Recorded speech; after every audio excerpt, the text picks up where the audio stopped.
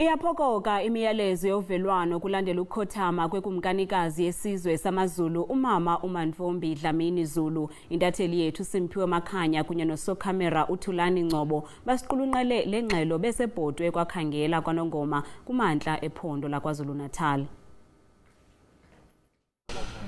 Asibonge bese sibingelele nakumbukeli ekhaya impela kusukela luqalile usuku lonamhlanje bebe lokhu betheleke njalo abantu balapha KwaNongoma namaphethelo ukuzobonga emswaneni lapha ehlala Nkosi Kwakhangela amankengane. Ngizocela nje uza kwethu uThulani Ngcobo akutshengise isithombe okwenzakalayo njengamanje lapha ukuthi njengoba ubona isithombeni zakho uyaqhubeka umsebenzi wokulungiselela ke noma yini ezokwenzeka ukusukela manje kuya phambili. Esikwaziyo ke njengabezindaba manje ukuthi kulindeleke ukuba ke abantwana baseNdlunkulu babe nomhlangano nokuyiwona ozokwazi ke ukunquma ukuthi izinhlelo zokutshalwa kwendlovukazi zizokhamba kanjani. Emva kwawo ke lo mhlangano olindeleke ukuthi usingathwe kusasa kulindelwe ukuthi undunankulu wesizwe saKwaZulu umntwana okwaphinda angene akwazi ke ukukhuluma nabezindaba ukubacacisela ukubanika ke isithombe esiphelele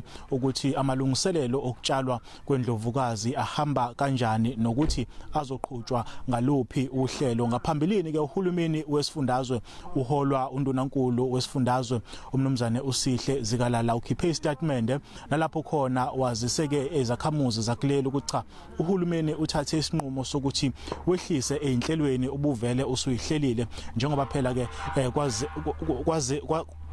kwazeke ukuthi liphinde lahlwa emini kwaZulu esikhathini ke singesingakanani silindele ukuba ke kusasa lokhu okusayo uma ngabe abantwana baseNdlunkulu sebehlangene liphume ke izwi nekuyilona elizoba umhlahlandlela ngeinhlelo zokuthi kulindeleke ukuthi ukutshalwa kwendlovukazi kuhambe kanjani.